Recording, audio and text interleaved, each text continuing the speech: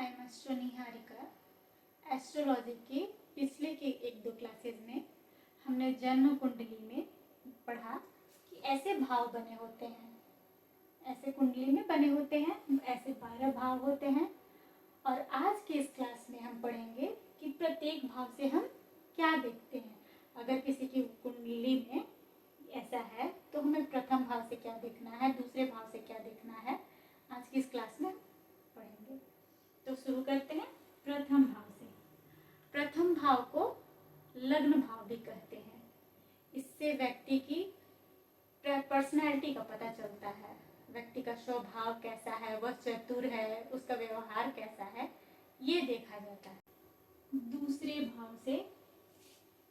भाव से व्यक्ति की वाणी का पता चलता है। दूसरा भाव वाणी का है, व्यक्ति कैसा बोलता है, क्या बोलता है, इस भाव से पता चलता है। दूसरे भाव से धन का जुड़ना, कुटुंब, ये सारी चीजें देखी जाती हैं। साथ ही दूसरे भाव से शिक्षा, चेहरा, ये सारी चीजें देखी जाती हैं। तीसरे भाव से भाई बहन, मेहनत, प्रयास, ये सारी चीजें देखी जाती हैं। आगे चतुर्थ भाव माता का होता है, मन का होता है। चतुर्थ भाव से मन देखा जाता है, माता के बारे में समझा जाता है, वाहन, ये सारी चीजें देखी जाती हैं। आगे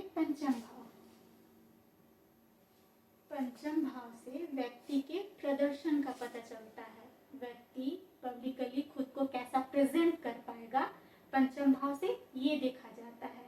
पंचम भाव से संतान, बुद्धि, ये सारी चीजें देखी जाती हैं। और साथ ही पंचम भाव से एजुकेशन भी देखा जाता है। छठा भाव से व्यक्ति के व्यवहार का पता चलता है। रोग, ऋण, शत्रु जैसी चीजें छठे भाव से देखी जाती हैं। सप्तम भाव विवाह का भाव होता है, पार्टनरशिप का होता है। सप्तम भाव से वैवाहिक जीवन, पार्टनरशिप, ये सारी चीजें, और साथ ही किडनी रिलेटेड जो इशू हो सकते हैं इंसान को, वो सारी चीजें सप्तम भाव से देखी जाती हैं।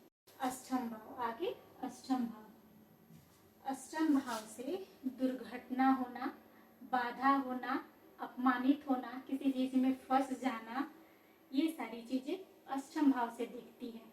अष्टम भाव से वहम भी देखा जाता है। किसी व्यक्ति को बहुत वहम होते हैं, वो सारी चीजें अष्टम भाव से देखी जाती हैं।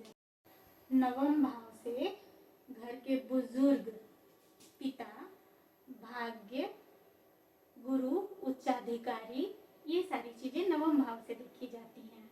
आगे दसम भाव से चरित्र का पता चलता है।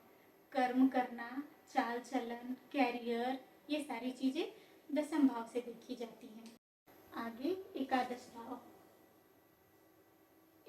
भाव से इच्छा पूर्ति, इनकम, ये सारी चीजें देखी जाती हैं। 12वें भाव से यात्रा, निंद्रा, खर्च, इन्वेस्टमेंट, ये सारी चीजें देखी जाती है। तो आज के इस क्लास में हमने हल्के से 12 भावों से क्या क्या देखा जाता है ये समझा।